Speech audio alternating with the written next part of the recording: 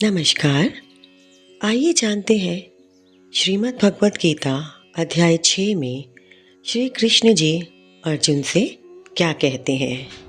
श्री भगवान जी बोले, हे अर्जुन, जिसकी कर्म फल में आसक्ति नहीं और कर्मों को करता है वह सन्यासी और योगी है, और जिसने हवन आदि लौकिक कर्म छोड़ दिए हैं वह योगी नहीं है।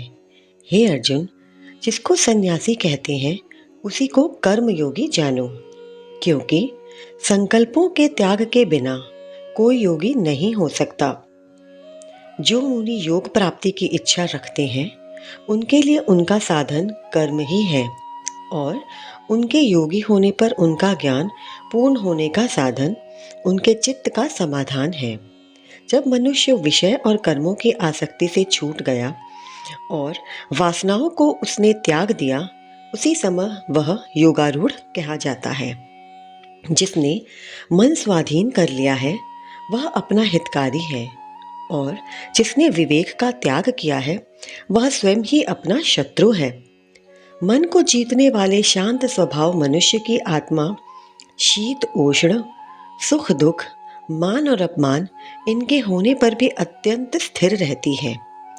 जिसने ज्ञान विज्ञान से अंतःकरण को तृप्त कर लिया है, जो निर्विकार हो गया है, तथा जिसने अपनी इंद्रियों को वश में कर लिया है, जो मिट्टी पत्थर और सोने को एक सा समझता है, वही योगी कहलाता है।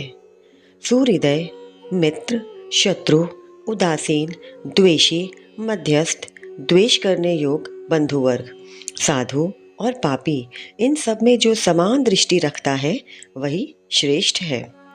योगी पुरुष को मन और आत्मा को अपने वश में करके वासनाओं और समस्त प्रपंचों को त्याग कर एकांत स्थान में पहले कुश, उसके ऊपर मृगादिकों का चर्म और उसके ऊपर वस्त्र बिछावे।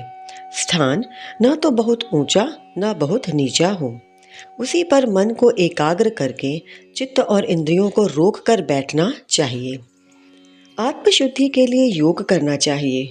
शरीर, मस्तक और गर्दन को सम करके अचल होकर स्थिर होवे, और अपनी नाक के अग्रभाग को देखता हुआ सब दिशाओं से अपनी दृष्टि हटाए रहे। भय रहित होकर शांत चित्त से ब्रह्मचर्य व्रत का पालन करें। मन को रोककर मुझ में ही लीन हो, मन को योग में लगावें।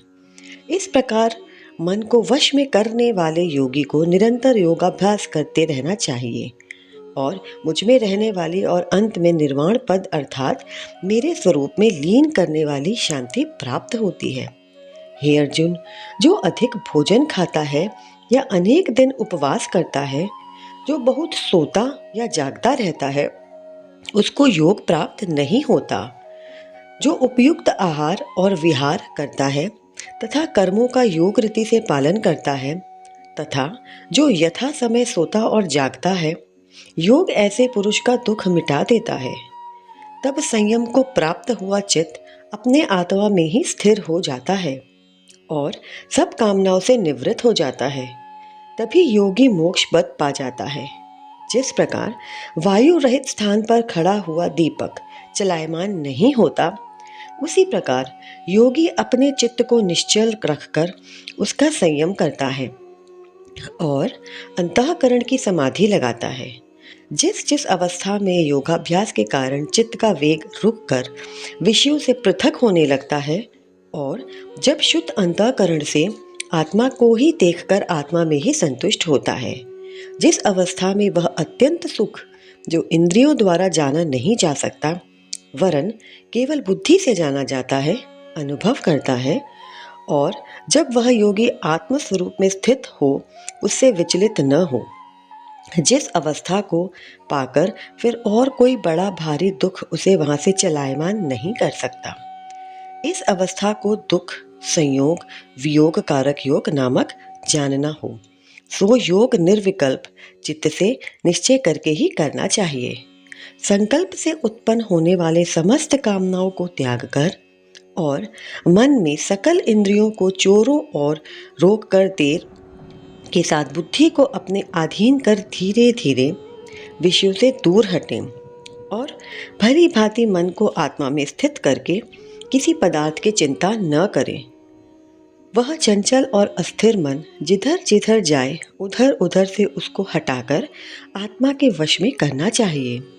इस प्रकार शांत चित्त तथा रजोगुण से रहित निष्पाप तथा ब्रह्म स्वरूप योगी को उत्तम सुख प्राप्त होता है। इस रीति से निरंतर योगाभ्यास करने वाला योगी समस्त पापों से छूटकर सहज ही उस परम सुख को पा लेता है जो ब्रह्म के संयोग से प्राप्त होता है। जिसका मन योग में स्थिर हो गया उसकी दृष्टि भी सर्वत्र समान हो जाती है। वह सब प्राणियों में अपने को और अपने में सब प्राणियों को देखता है। जो सब में मुझको और मुझ में सबको देखता है उससे मैं अलग नहीं हूँ और मुझसे वह अलग नहीं है। जो अभेद भाव से रहता है वह सब प्राणियों में स्थिर हो मेरा मन करता है। वह योगी चाहे जिस अवस्था में रहे मुझसे ही मिलता है। हे अर्जुन, जो सब प्राणियों के सुख दुख को अपना सुख दुख समान समझता है और सबको समभाव से देखता है वही श्रेष्ठ योगी है।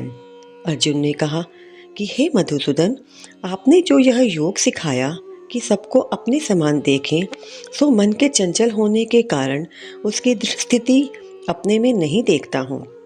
हे कृष्ण, मन बड़ा ही हठी है, पराक्रमी और दृढ़ है। इसको अधीन रखना तो मुझे वायु को बांधने के समान प्रतीत होता है।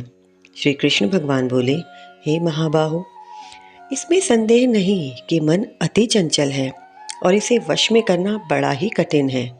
फिर भी हे अर्जुन, अभ्यास और वैराग्य से अधीन कर लिया जा सकता है। जिसका मन वश में नहीं उसको योग अत्यंत दुर्लभ है, ऐसा मत है। परंतु मन को वश में करने वाले प्रयत्न करते रहने से उपाय द्वारा इस योग को प्राप्त कर सकते हैं। अर्जुन ने कहा, हे श्री कृष्ण, जिसमें श्रद्धा तो है पर जो योग प्राप्त करने में सफल नहीं हुआ और जिसका चित्त योग से विचलित हो गया है वह योग सिद्धि नहीं पाने से किस गति को जा पहुंचता है। हे महाबाहो, जिसका पहला आश्रय भी गया और ब्रह्म प्राप्ति भी नहीं हुई वह दोनों ओर से भ्रष्ट होकर विच्छिन्न मेघ के समान नष्ट तो नहीं हो जाता। हे कृष्ण, मेरा यह संदेह आपको ही दूर करना पड़ेगा। इसको दूर करने वाला आपके अतिरिक्त अन्य कोई नहीं है।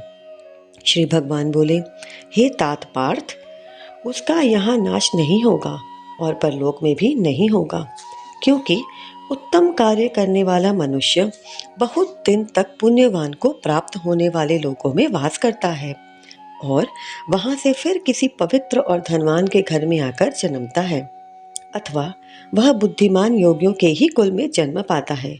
इस प्रकार का जन्म पाना भी इस लोक में बड़ा दुर्लभ है।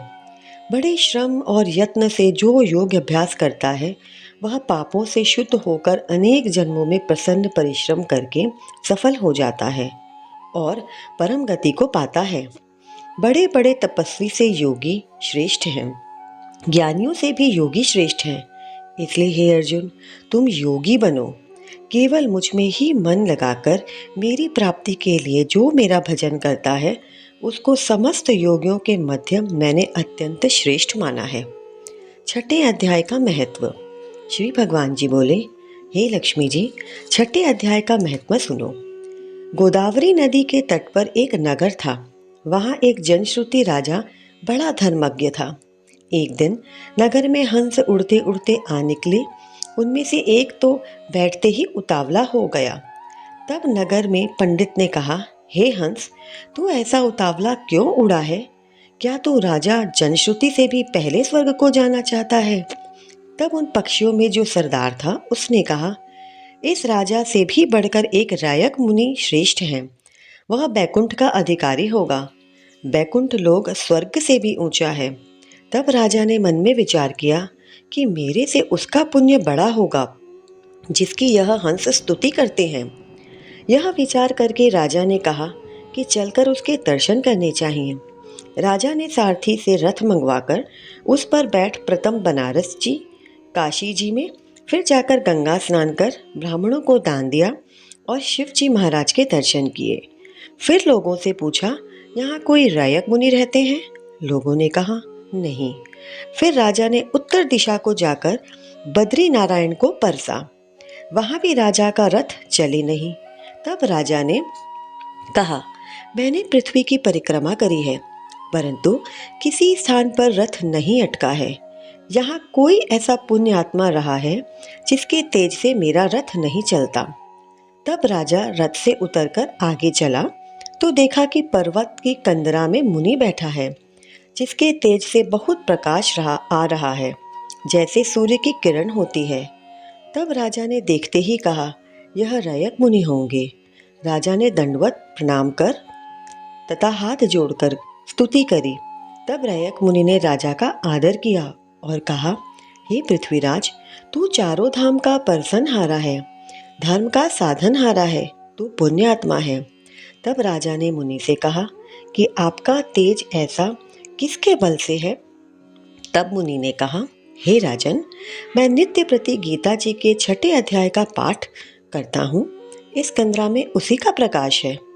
यह सुनकर राजा ने अपने पुत्र को बुलाकर कहा, हे पुत्र, आज से तू राज्य कर, अब मैं तीर्थों को जाता हूँ।